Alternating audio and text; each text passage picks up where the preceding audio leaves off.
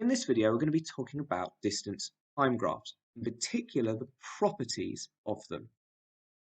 Now, on distance time graphs, the y-axis represents distance. Now, for our example, we're going to be looking at kilometers. The x-axis represents time. And for our example, we're going to just talk about for minutes. Now, let's look at our green graph first, our green example. What a distance time graph says is it plots how far an object is away from a starting point. So our starting point is x down here, and we're going away from our starting point if it's going up, if it's increasing like that, and if it's decreasing like that, it's going back towards it. If it's increasing like with a straight line, like it is in the first part of the green graph, it's going away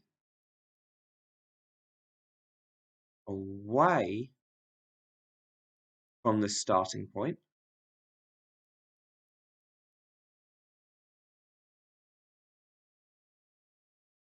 But more importantly, it's doing it at a constant speed.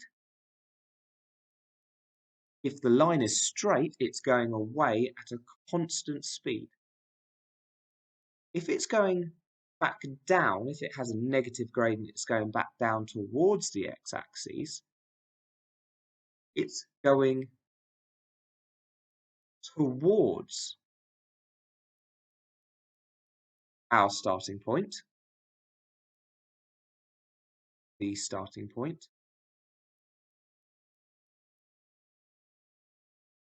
and in this example, because it is a straight line, it's doing it at a constant speed.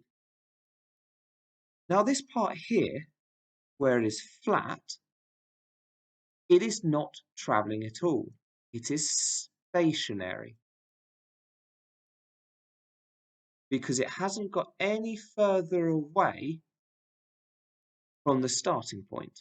In that first part in the green graph, it's gone 40 kilometers away from it.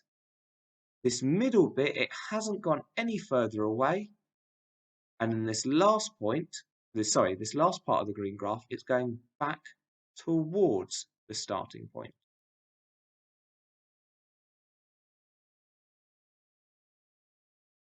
Now, if we look at the red graph, we see that it's curved. This starting point, or this starting part of the graph, is a curve. Now, it's slowly going away from the starting point and then gets further and further away very, very quickly.